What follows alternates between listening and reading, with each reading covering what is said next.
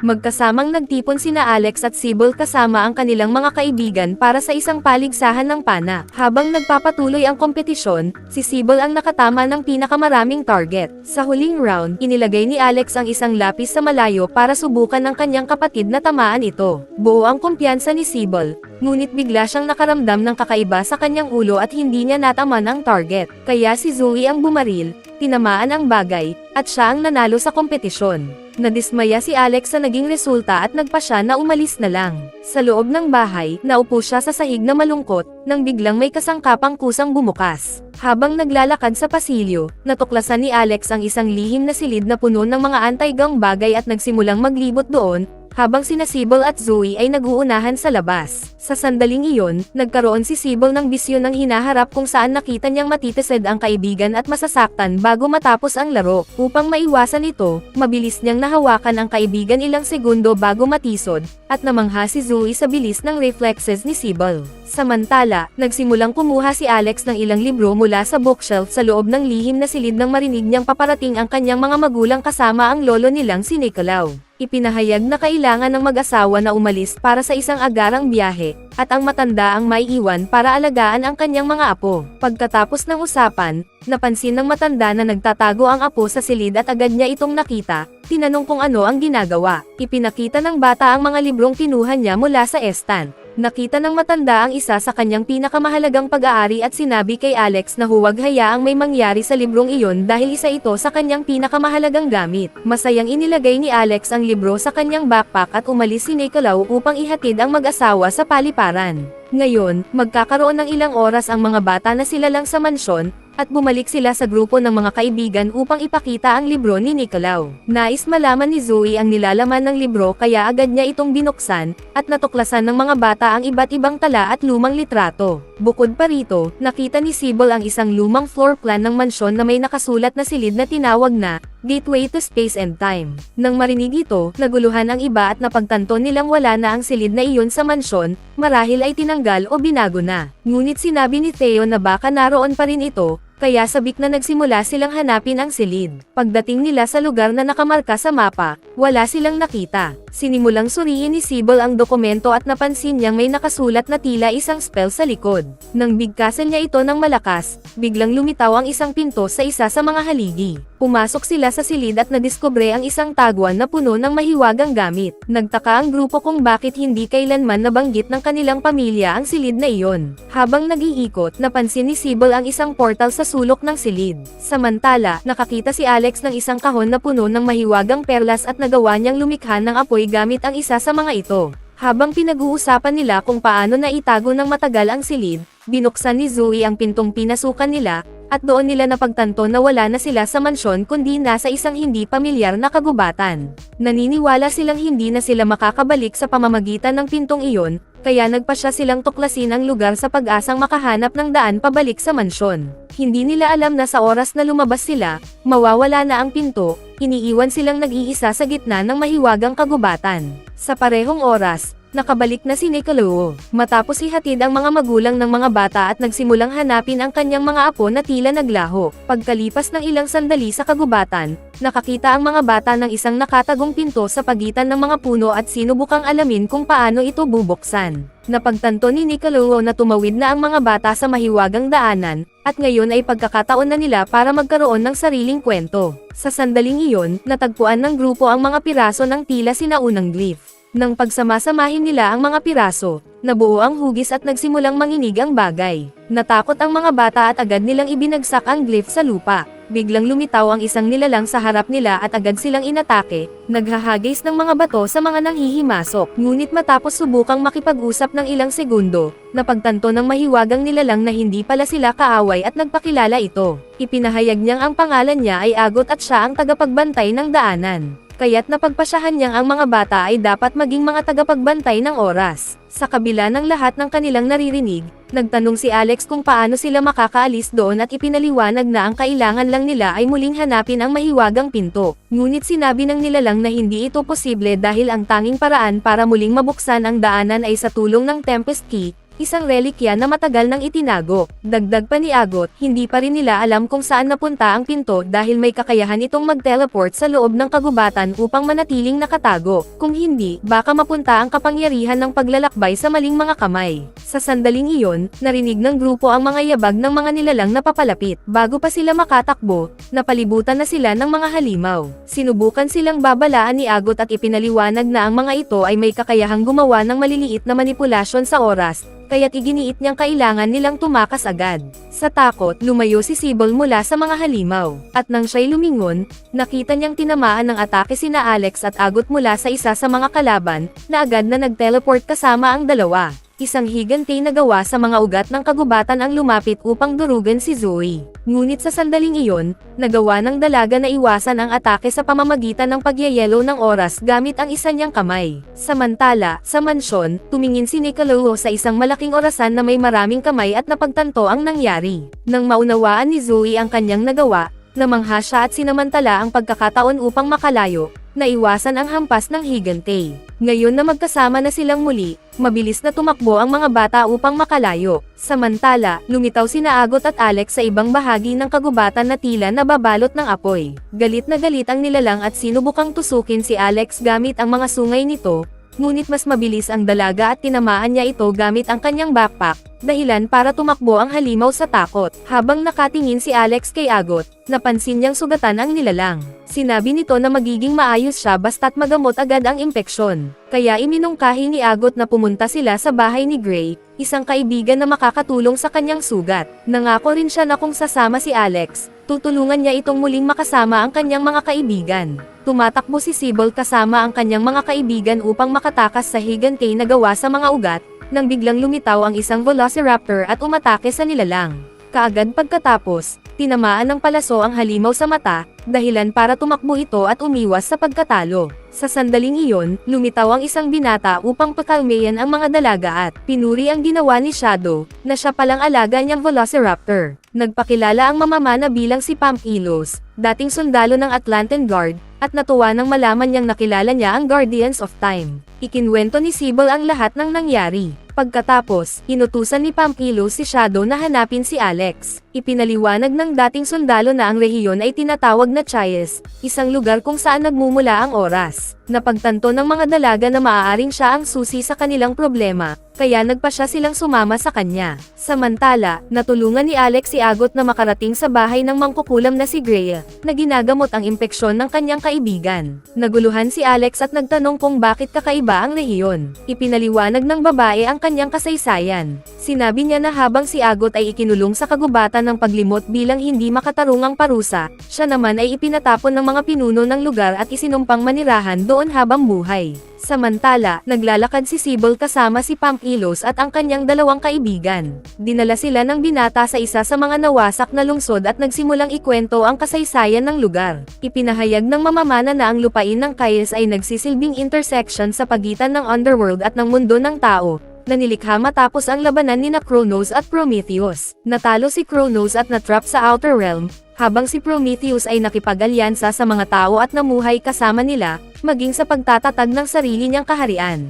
Ang tanging makakapigil sa kanya ay ang Guardians of Time. Sa sandaling iyon, nakatagpo ang grupo ng 4 na estatwa na nakapreserbo sa gitna ng mga guho, at napansin nilang kamukha ito ng bawat guardian. Naguluhan si Sybil at nagtanong kung paano nila magagawa ang lahat ng iyon. Ipinaliwanag ni Pampilos na kailangan nilang hanapin ang 3 time crystals. Dagdag pa niya, ang tanging paraan para makapasok sa mga templo kung saan nakatago ang mga artifact ay kung sila ay mga descendant ng Titan. Pagkatapos ng kanilang usapan, dinala ni Pampilos ang grupo sa isang nawasak na tore at ipinahayag na iyon na lamang ang natitirang bahagi ng Avalon. Makalipas ang ilang sandali, iniabot ng mamamana kay Sybil ang isang mahiwagang gamit at hiniling na gamitin niya ang kanyang enerhiya upang isipin ang sarili na nakikipaglaban bilang isang tunay na Guardian of Time. Pumikit ang dalaga at sa loob ng ilang segundo, nagkaroon siya ng transformation na nagbigay sa kanya ng armor at bagong pana para sa labanan. Samantala, sa kanilang tagwan, ipinakita ni Gra kay Alex ang kanyang crystal ball na may kakayahang ipakita ang anumang bagay na nais ng gumagamit. Nang marinig ito, agad na naisip ng dalaga ang kanyang kapatid, kaya ipinakita ng mahiwagang sphere sina Sybil at ang iba pang mga dalaga na tumatanggap ng bagong kagamitan mula kay Pampilos. Naniwala si Alex na hindi man lang siya hinahanap ng grupo, kaya nadismaya siya at nagsimulang magalit sa lahat. Nais siyang pakalmayan ni Gra at sinabi na marahil naghahanda lang sila upang iligtas siya. Ngunit tumanggi si Alex na maniwala at hiniling kay Agot na dalhin siya sa isa sa mga templo ng Kais. Ngayong nakabawi na mula sa huling laban, sinamahan siya ng nilalang patungo sa Forgotten Temple at sinabi na mula roon ay siya na lang ang magpapatuloy dahil tanging ang Guardians lamang ang makakadaan. Tumawid si Alex sa pasilyo ng templo at napunta sa gitna ng mga guho ng isang malawak na disyerto. Habang papalapit sa sentro, nakita niya ang isang pedestal na may metal na kahon at nagpasya siyang lapitan ito. Ngunit habang naglalakad, napansin ni Alex na nagsisimula ng gumana ang kanyang kakayahan sa time manipulation. Natanto niyang kaya niyang kontrolin ang oras depende sa direksyong kanyang tinatahak. Tumakbo siya patungo sa kahon habang ang lahat ng estatwa sa paligid ay gumuho dahil lalong bumibilis ang oras. Pagdating niya sa bagay, nagsimulang maglakad si Alex ng paatras paekot, dahilan para maibalik ang templo at mawala ang kalawang sa metal na kahon. Dahil dito, nakuha ng dalaga ang unang time crystal at agad na tumakbo upang muling makasama si Agot. Sa malayo, naglalakad si Pampilos sa kagubatan kasama ang tatlong guardians sa gabi, patungo sa Temple of Chronometry. Pagpasok nila sa pangunahing bulwagan, nakaramdam si Theo ng matinding sakit ng ulo. Sa kabila nito, nagpa siya ang mga dalaga na magpatuloy. Nang matagpuan nila ang isang altar na may nakasulat na ritual, binasa ito ni Sybil. Dahil dito, lumitaw ang isang higanteng hourglass sa pader ng templo, at kailangan ng mga dalaga na hanapin ang sagot sa palaisipan bago maubos ang oras. Sa sandaling iyon, napagtanto ni Theo na naaalala niya ang bawat segundo ng lahat ng kanyang naranasan, at natuklasan niyang ang kapangyarihan niya ay magkaroon ng pambihirang antas ng memorya. Nang makita ni Zoe na nabibigatan na ang kaibigan sa dami ng impormasyong bumabalik sa kanya, agad niyang pinahinto ang oras sa silid, kaya tumigil ang buhangin sa orasan. Dahil dito, natulungan nilang pakalmayan si Theo. Pagkatapos noon, naalala ng tagapagbantay ang sandaling nabasa niya ang palaisipan sa aklat ni Nicolau. Mabilis na sinabi ni Theo kay Sybil na kunin ang gintong orasan mula sa pasukan at ilagay ito sa altar sa pangunahing bulwagan. Sa paggawa nito, nalutas ng tatlo ang palaisipan, at lumitaw sa kanilang harapan ang kristal ng Chronometria. Ikinatuwa ito ni Pampalos. Ngunit sa sandaling iyon, narinig ng grupo ang paparating na bagyo, kaya naghanda ang mamamana ng kampo upang sila'y makasilong hanggang bukang liwayway. Nalito ang mga dalaga at nagtanong kung ano ang nasa loob ng mga ulap, at ipinaliwanag ng binata na kahit natalo na si Kronos, tiniyak niyang magpapatuloy ang kanyang mataas na lingkod sa digmaan sa kanyang pangalan. Ang nilalang na ito ay si Desmos, at bagaman siya'y nilipol ng mga sundalo ng Atlantes, nananatiling buhay ang bahagi ng kanyang hukbo, itinakwil upang walang katapusang gumala sa mga ulap tuwing gabi. Nang marinig ito, nag-alala si Sybil para sa kanyang kapatid, ngunit tiyak si Pampalos na ligtas ito dahil alam ng bawat residente ng Kairos kung saan magtatago sa ganitong oras. Sa tagwan ni Gray, nagpaalam si Agot kay Alex dahil kailangan na niyang umalis, at nagtanong ang dalaga kung maaari ba siyang sumama. Ngunit sinabi ng nilalang na mas ligtas ang kaibigan doon, at dapat lamang siyang sumama kapag lubos na niyang napanghahawakan ang kanyang kapangyarihan. Nalungkot si Alex at nagtanong kay Gra kung siya ba'y nasa panganib dahil napakagulo ng mga ulap ng hukbo ni Desmos. Ngunit sinabi ng babae na ayos lang ang lahat at inilagay ang kristal sa kamay ng dalaga. Dahil dito, nasunog ang palad ni Alex, dahilan upang siya'y bumagsak sa lupa. At upang tulungan siya, nag-alok ang mangkukulam ng isang gamot na nakapagpapagaling, sinamantala ang pagkakatuon ng dalaga habang iniinom nito ang likido. Nagtago si Gray sa kadiliman. Ilang segundo lang ang lumipas, lumitaw ang isang napakalaking dragon upang salakayin ang dalaga. Lumikha si Alex ng isang energy field sa paligid niya, na nagprotekta sa kanya mula sa mga atake ng nilalang. Nagawa niyang pabagsakin ang isa sa mga bato mula sa kisame ng kuweba sa ulo ng halimaw. Dahil dito, tumakas ang dragon. Pagkatapos ng sagupaan, muling lumitaw si Gray, pinakalma ang dalaga at sinabing wala nang makakasakit sa kanya mula ngayon. Ipinaliwanag ng babae na nagising na ni Alex ang kapangyarihan ng entropy manipulation, ibig sabihin ay kaya niyang baguhin ang realidad sa paligid niya, at nangangahulugan ito na taglay niya ang higit na kapangyarihan kaysa sa lahat ng iba pang tagapagbantay ng oras. Pagkatapos noon, hiniling ni Grau sa dalaga na magpahinga dahil malapit na siyang maging isang tunay na tagapagbantay at lumaban sa kasamaan kasama ang kanyang mga kaibigan. Kinabukasan, nagising ang tatlo kasama si Pampalos na nagsabing kailangan nilang pumunta sa templo ng kronolohiya. Sa sandaling iyon, lumitaw si Agot sa harap ng grupo, sinasabing ligtas si Alex at makakasama nila ito sa templo. Ikinatuwa ng lahat ang balitang ito, ngunit nang makita ng nilalang ang mga batong ginamit ni Pamos upang protektahan ang grupo, nagpa siya itong umalis. Dahil sa pag-aalala sa asal na iyon, hiniling ni Pamphilos kay Zoe na huwag hayaang ibigay ng alinman sa kanyang mga kaibigan ang mga kristal kay Agot dahil maraming nilalang ng Chayes ang naghahangad sa kapangyarihan ng mga artifact na iyon. Kasabay nito, kinontekan ni Agot si Greya, na nagsabing handa na si Alex na umalis. Pagkatapos ay lumipat ang babae sa susunod na yugto ng plano na kanyang inihanda mula pa sa simula at nagsinungaling sa dalaga. Sinasabing ninakaw ni Pampalos ang mga kristal mula sa grupo at patungo na sa huling templo upang makuha ang natitirang artifact. Dahil sa balitang ito, nadesperado si Alex, at sinabi ni Greya na kung nais nilang pigilan siya, kailangan nilang tipunin ang 3 kristal sa kuwebang iyon. Sapagkat sa ganoong paraan lamang makakaalis ang mangkukulam mula sa lugar na iyon upang tulungan sila. Nang mapagtanto ang napakalaking responsibilidad na nakapatong sa kanyang balikat, naghimagsik ang dalaga, idineklara na hindi na niya kayang manatiling pinakamahina sa grupo. Dahil dito, isang kakaibang aura ang bumalot sa katawan ni Alex. At sa loob ng ilang segundo, biglang tumanda ng ilang taon ang dalaga, na nagbigay sa kanya ng mas malaking lakas at bilis. Dahil dito, nagpasya si Alex na magsimula sa paghahanap ng mga kristal dahil mas kumpiyansa na siyang lumaban sa mga halimaw ng Chayes. Sa malayo, naglalakbay si Pamphilos kasama ang mga tagapagbantay patungo sa templo, at kasama nila si Agot na nauuna upang gabayan sila. Sa kanilang paglalakbay, ikinwento ng mamamana kung paano nila natalo si Desmos gamit ang isang malaking batong may ukit na glyphs na tuluyang nagkulong sa kanya. Nang marinig ang bahaging ito ng kwento, labis na natakot ang mga dalaga dahil alam nilang ang batong muling binuo nila sa simula ng kanilang pakikipagsapalaran ang siyang naging dahilan ng paglaya ni Desmos. Dahil dito, napagtanto ni Sibol na si Agot ay si Desmos mismo, na maaaring nagbago ng anyo upang magmukhang walang panganib at makuha ang tiwala ng grupo. Nang malaman nilang hindi siya mapagkakatiwalaan, nanatiling alerto ang mga dalaga mula sa puntong iyon, at pagdating nila sa templo, sabay-sabay silang pumasok sa pasukan. Ngunit walang nangyari, kaya't nagtanong ang mga tagapagbantay kung bakit hindi sila makapasok. Sa sandaling iyon, lumitaw si Alex sa harap ng lahat at ipinakita ang kristal na nakuha niya mag-isa. Mabilis na tumakbo si Agot papunta sa kanyang kaibigan, na ginamit ang kapangyarihan upang ikulong si Pampalus sa isang napakalaking blok ng bato. Nang matanto ni Sibol na ito ang kanyang nakababatang kapatid, naguluhan siya at sinabing labis siyang nag-alala para dito. Sa kabila nito, hindi pinaniwalaan ni Alex ang mga salita ng dalaga. At habang nag-uusap sila, hawak ni Agot ang isa sa mga kristal, na nagdulot ng pagkabahala sa mga tagapagbantay. Sinubukan ng tatlo na ipaliwanag sa kanyang kapatid na nagsisinungaling si Agot, ngunit hindi sila pinaniwalaan ni Alex at iniutos na ibigay ang artifact. Dahil sa lumalalang pagiging agresibo ni Alex, nabuo ang isang napakalaking stone golem sa harap ng grupo.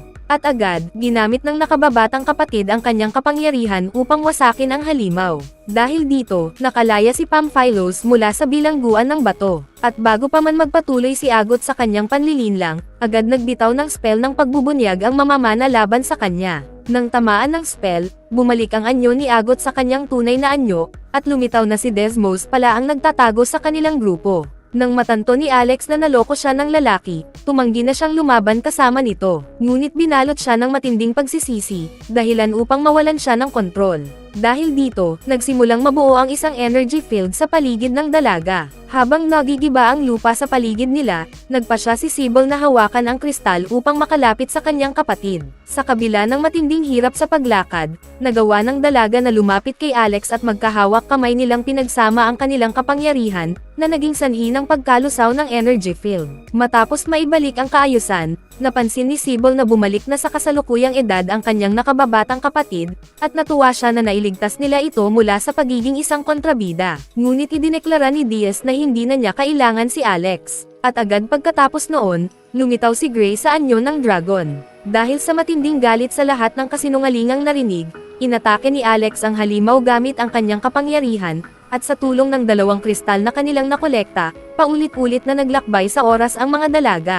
Bagaman nagawa nilang pigilan si Desmos at masaksihan ang labanan mula sa iba't ibang anggulo, hindi nila alam kung paano tuluyang tatalunan ang kontrabida, na palapit ng palapit upang abutin sila. Nang tuluyan silang may corner ng kalaban, winasak ng kontrabida ang kristal na ibinigay ni Alex, at sinabi niyang hindi na niya ito kailangan dahil ang layunin niya ay wasakin ang Guardians of Time upang muling bumangon si Kronos. Mabilis na pinahinto ni Zoe ang oras upang hindi sila atakihin, at nang matanto nilang ito na lamang ang huling pagkakataon, nagmadali si Alex na ibalik ang kristal habang pinapana ni Sybil ang kaaway. Nang bumalik ang oras, hinarang ni Desmos ang palaso at nang masalo ang kristal na inihagis ng kanyang kapatid, ginamit ni Sybil ang kapangyarihan upang bumalik sa nakaraan, kung saan natagpuan niya ang sarili sa silid-aralan ng kanyang lolo. Pagkatapos kunin ang artifact na makakakombina ng mga kristal sa isang bagay, sinubukan ni Sybil na tumakas, ngunit pinigilan siya ni Desmos. Ngunit bago pa man siya atakihin, lumitaw si Niccolò, dahilan upang tumakas ang lalaki. Pagkatapos noon, hiniling ng matanda sa kanyang apo na bumalik sa takbo ng labanan habang siya'y mananatili roon upang harapin ang mananalakay. Sa pagbabalik sa labanan, sumigaw si Sybil kay Alex na kunin ang artifact mula sa bag ni Niccolò. At habang pinipigilan nina Pamplas at Shadow ang dragon, nagsama-sama ang mga dalaga upang ikabit ang mga kristal sa mekanismo. Dahil dito, nagawang pakawalan ng Guardians of Time ang isang makapangyarihang sinag laban kay Desmos, na tuluyang nawasak sa loob lamang ng ilang segundo, at nagdiwang sila sa pagkakaligtas ng lupain ng Kais. Makalipas ang ilang sandali, nagpaalam ang mga dalaga kay Pampalos, na nagpasalamat sa mga tagapagbantay sa kanilang tulong. At gamit ang kapangyarihan ng artifact, nakabalik sila sa tunay na mundo kung saan sinalubong sila ni Niccolò. Bago tayo magtapos ay isa-shoutout muna natin si Wilfredo Bea, Liam Somar, Annalisa Tampos, Rafi Desen, Fire Nation, Zereb na Irem Dang Castle, Archie Kente from Kalibo Aklan, It's Me Najan Roblox from Quezon City, Jeffrey Acohedo from Banga Aklan, Mark Daniel Gemini Ano from Landean, at Reyeng Ada Simbajon from Maasin Elo.